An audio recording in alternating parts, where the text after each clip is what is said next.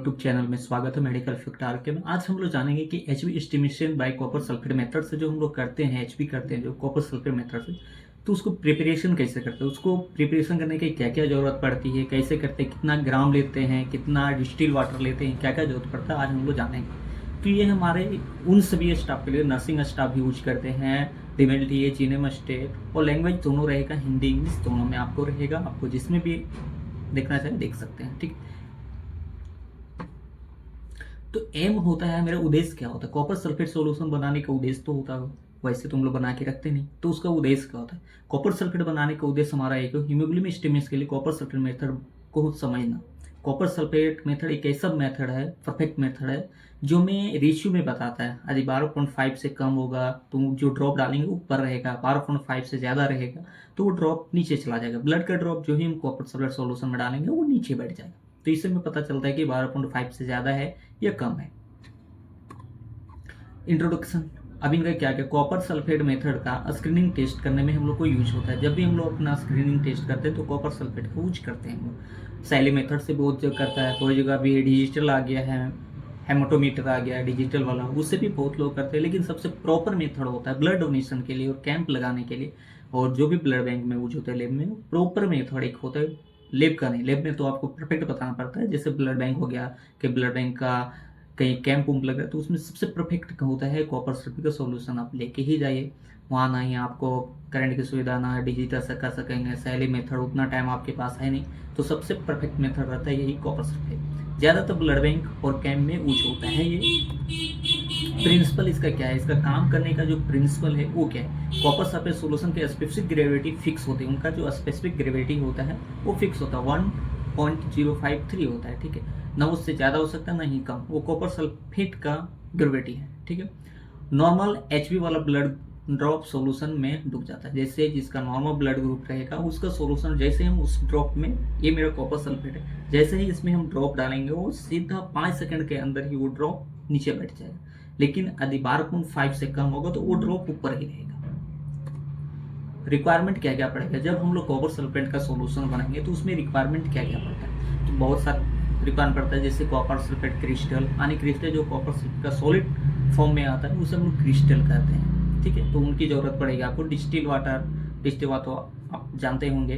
Baker यानी उसको वजन करने के लिए या उसमें डाल के वजन करने के लिए। मेजरिंग सिलेंडर, यानी आप मेजर किससे कीजिएगा, जब भी वो डिस्टिल वाटर लीजिएगा वैसे तो नहीं डाल दीजिए उसको, तो मेजरिंग के लिए मेजरिंग सिलेंडर आता है, वो 500 ml का भी आता है, 1000 लीटर का भी आता है। आपके पास जो मेजरिंग सिलेंडर वो आप यूज कर सकते हैं। तो उसके बाद वेटिंग बैलेंस, यानी आप कॉपर सल्फेट लीजिएगा तो उसको तो वजन कीजिएगा, तो उसके लिए वेट मशीन है। वाइनिंग स्केल आता है, छोटी सी आती है, वो आपकी 500-1000 ग्राम तक ही सह सकता है, वो वाइनिंग स्केल आता है जिससे आप कर सकते हैं। तो एक वो होता है, ठीक है। तो ये 5 रिक्वायरमेंट रहता है। बाकी आप और कुछ भी उनकी ग्रेविटी नापने के लिए भी लिखते, पैरामीटर भी ले सकते हैं आप उसमें। उसके बाद कॉपर सल्फेट सॉल्यूशन प्रिपरेशन कैसे करेंगे। अब तो मेरे पास सामान भी आ गया, मेरे पास सब चीज़ है, क्या क्या जरूरत पड़ता है वो भी है। तो इसमें 8 फॉन्ट 3 ग्राम इन 100 ml में यूज होता है। अब इससे आप इंटू करते जाइए, आपको जितना बनाना है। यदि आप 1 लीटर बनाते हैं तो 83.3 ग्राम लगेगा, 2 लीटर बनाएंगे तो उसके हिसाब से लगेगा, 3 लीटर बनाएंगे तो 250 ग्राम लगेगा। वो कॉपर सल्फेट क्रिस्टल उतना लगता है। एक 3 लीटर में 250 ग्राम कॉपर सल्फेट तो परफेक्ट बनेगा, प्रॉपर बनेगा। लेकिन जो भी आप मेजरिंग सिलेंडर लेंगे उसमें ना ही थोड़ा कम ज़्यादा लें, एकदम प्रॉपर लें, तभी आपका प्रॉपर सोल्यूशन बनेगा। 1 लीटर डिस्टिल वाटर में डिजोल्व करते हैं, यानी 83.3 ग्राम 1 लीटर डिस्टिल वाटर में हम डिजोल्व करते हैं। स्पेसिफिक ग्रेविटी इसका मेंटेन करते हैं 1.053 ही रहेगा। हम पैरामीटर से भी, जिसमें हम कॉपर सल्फेट बना के सोल्यूशन कर रखेंगे टेम्परेचर में, क्योंकि तुरंत बनाने के बाद वो हम लोग नहीं कर सकते, उसको मिनिमम 24 से 48 घंटा तक रखना पड़ता है नॉर्मल टेम्परेचर में, ठीक है। तो उसके बाद उस टाइम भी हम उसका स्पेसिफिक ग्रेविटी नाप लेंगे कि कितना है, 1.053 है या ज़्यादा है या कम है, उस तरह देख लेंगे। उसके बाद ही फिर उसे हम रखेंगे। प्रोसीजर क्या था, विधि क्या था, सोल्यूशन को बेकर में रखें। सबसे पहले जो सोल्यूशन क्रिस्टल हो तो उसे आप बेकर में, जिसमें भी ले उसमें लें। फिंगर प्रिक से ब्लड ड्रॉप लें।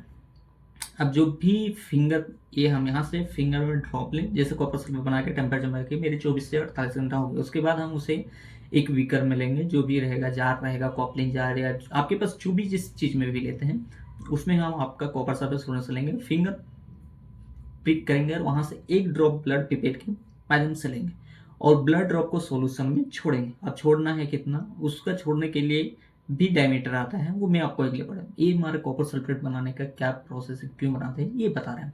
तो उसको बताने के लिए उसके बाद 15 सेकंड तक ऑब्जर्व करना है। 15 सेकंड है, लेकिन आप 10 सेकंड भी ऑब्जर्व करना। 10 सेकंड से ज़्यादा जाएगा तो 12.5 रेशियो या कम रहता है, ठीक है।